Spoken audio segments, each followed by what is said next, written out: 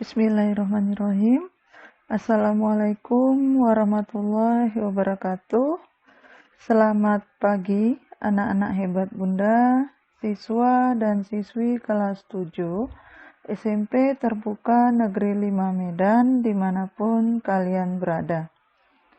Ucapan syukur Alhamdulillah kepada Allah Subhanahu wa Ta'ala, Tuhan yang Maha Esa, di mana kita masih diberikan umur dan kesempatan sehingga kita bisa dan dapat melaksanakan pembelajaran kita yang bertepatan pada pertemuan ke-12 untuk bidang studi IPS.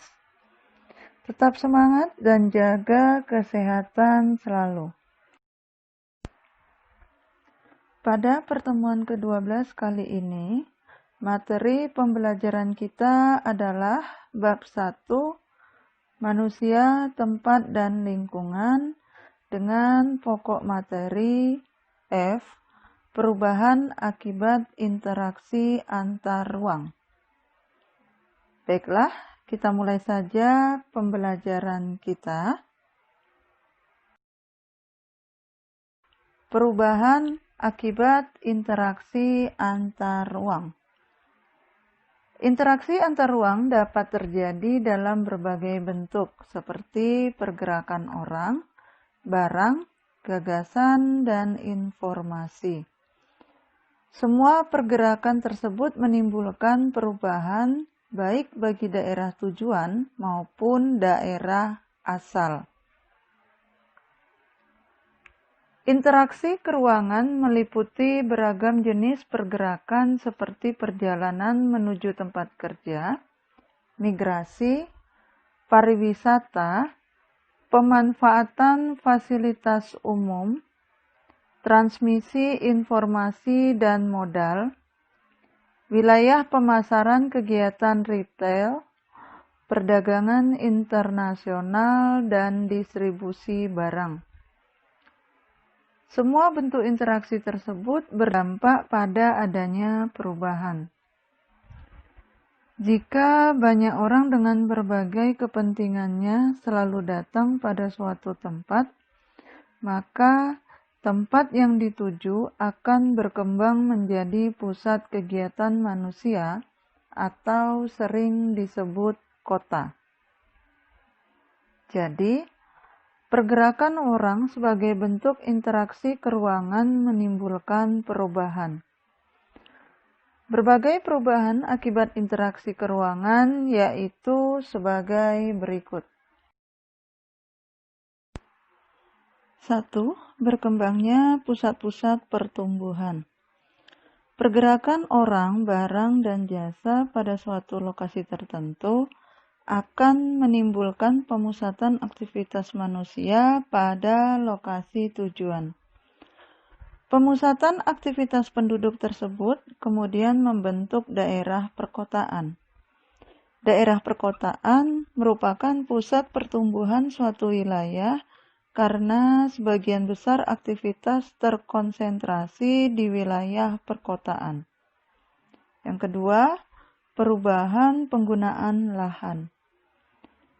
Aktivitas penduduk yang terus meningkat pada akhirnya akan memerlukan lahan untuk menampung aktivitas tersebut. Semakin banyak penduduk yang datang pada suatu kota akan disertai dengan kebutuhan tempat tinggal. Akibatnya, terjadi alih fungsi lahan dari lahan pertanian menjadi permukiman.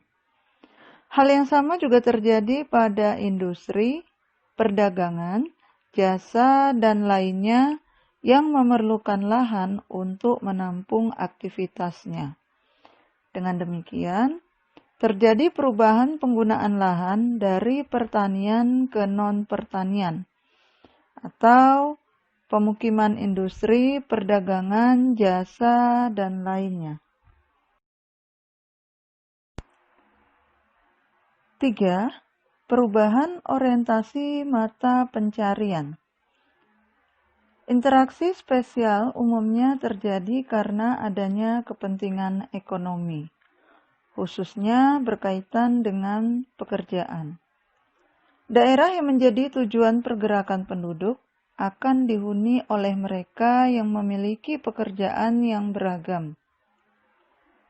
Jenis pekerjaan juga berkembang karena adanya kebutuhan akan barang dan jasa yang semakin beragam. Orientasi pekerjaan berubah dari yang tadinya berorientasi pada sumber daya alam, khususnya petani, menjadi pekerjaan lainnya. 4. Berkembangnya sarana dan prasarana. Terjadinya pergerakan orang, barang, dan informasi memerlukan sarana dan prasarana. Pembangunan sarana dan prasarana akan semakin meningkat dengan meningkatnya pergerakan tersebut.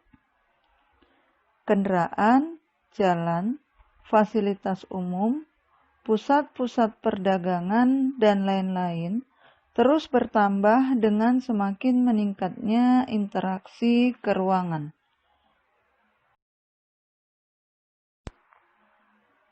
5. Adanya perubahan sosial dan budaya. Adanya pergerakan penduduk dari satu tempat ke tempat lainnya akan disertai dengan interaksi sosial. Terjadinya interaksi antar anggota masyarakat tersebut akan disertai pula dengan saling pengaruh terkait dengan norma dan nilai yang dianut oleh masing-masing individu atau kelompok masyarakat. Kelompok masyarakat pendatang dan penduduk asli saja memiliki nilai dan norma yang berbeda. Perubahan sosial juga menyangkut perubahan status sosial. Berkembangnya suatu wilayah karena adanya interaksi spasial akan memengaruhi status sosial masyarakatnya. Perubahan juga dapat terjadi pada aspek budaya karena penduduk pendatang dan penduduk asli dapat memiliki budaya yang berbeda. Perubahan sosial dan budaya pada saat ini tidak lagi hanya karena adanya pergerakan penduduk, tetapi juga karena adanya aliran informasi dari suatu daerah dengan daerah lainnya. Bahkan antar negara atau benua yang jaraknya sangat jauh sekali. Contohnya, gaya busana aktor atau aktris di Amerika kemudian ditiru oleh penduduk Indonesia. 6. Berubahnya komposisi penduduk. Interaksi keruangan dalam bentuk pergerakan orang akan menimbulkan konsentrasi penduduk dalam suatu wilayah. Penduduk tersebut memiliki latar belakang yang berbeda-beda, misalnya agama, status sosial, usia, jenis kelamin, mata pencarian, etnik atau suku bangsa, dan lain-lain. Akibatnya, komposisi penduduk berubah dari yang awalnya relatif seragam, misalnya sebagian besar etnik Sunda, kemudian berkembang menjadi beragam etnik. Itulah materi kita pada pertemuan ke-12 kali ini. Bab 1 tentang manusia, tempat, dan lingkungan dengan pokok materi F, perubahan akibat interaksi antar ruang. Sekarang ada beberapa pertanyaan yang harus kalian jawab, di antaranya adalah 1. Tuliskan beberapa bentuk terjadinya interaksi antar ruang. Pertanyaan yang kedua, interaksi keruangan meliputi beragam jenis pergerakan. Coba tuliskan interaksi keruangan tersebut. Pertanyaan yang ketiga, Tuliskan berbagai perubahan akibat interaksi ke ruangan. Pertanyaan yang keempat, coba kamu jelaskan menurut pendapat kamu tentang perubahan sosial dan budaya. Dan pertanyaan yang kelima, interaksi ke ruangan dalam bentuk pergerakan orang akan menimbulkan konsentrasi penduduk dalam suatu wilayah. Coba kamu jelaskan tentang interaksi ke ruangan dalam bentuk pergerakan orang tersebut. Demikianlah yang bisa saya sampaikan pada materi pertemuan ke-12 kali ini. Dan terima kasih telah mengikuti pelajaran ini. Terima kasih juga atas perhatiannya. Kurang dan lebihnya saya mohon maaf. Semoga pertemuan ini dapat bermanfaat. Akhir kata saya ucapkan billahi taufiq wal hidayah. Assalamualaikum warahmatullahi wabarakatuh. Selamat pagi.